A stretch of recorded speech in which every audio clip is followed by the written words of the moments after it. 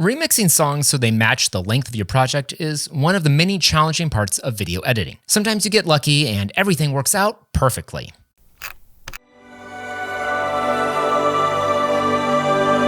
But most of the time, it's just a pain in the butt. Premiere Pro introduced the Remix tool in 2022, and it's continued to get better over time. They made this feature really simple. To use the Remix tool, open the Essential Sound panel, select your track, click Music, toggle on Duration, click Remix, set your desired time, hit Enter, and wait. Then it's done. But is it perfect? No. The Remix duration feature is accurate to plus or minus 5 seconds from your desired length. This can be a problem when a client says, "I want this to be exactly 30 seconds long." There are a few ways around this. You can rate stretch your clip to match the desired time, but this will change the pitch of the music and could be a problem if the client is particular. You can manually remix your song in Premiere Pro by cutting and crossfading the clips together, but video editing is based on frames per second editing, and music is time-based. This means that you can't always cut where you want to. You can turn on the time-based editing in Premiere Pro, but in my experience, it's a little clunky to switch between the two modes, and it makes me worried either the video or audio cuts will get messed up. My anxiety does not like this option. Another option is to manually remix the song in Adobe Audition. But again, this takes time and takes you out of the edit. If only there were an easier way.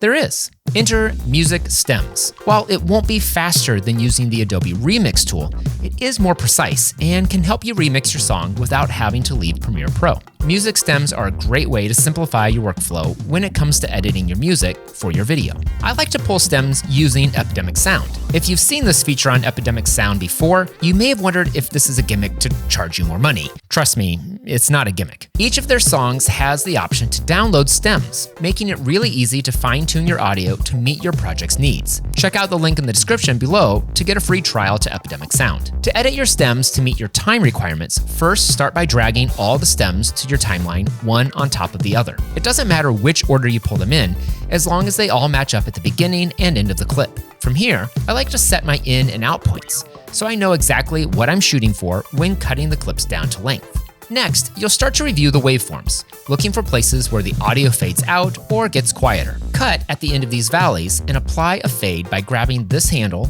and dragging it back to the peak. Repeat this step at the end of each track. If you aren't able to make it work perfectly, look at the beginning of the track to see if you have a little wiggle room to shift the track forward on the timeline, or rearrange the start and end point for individual tracks.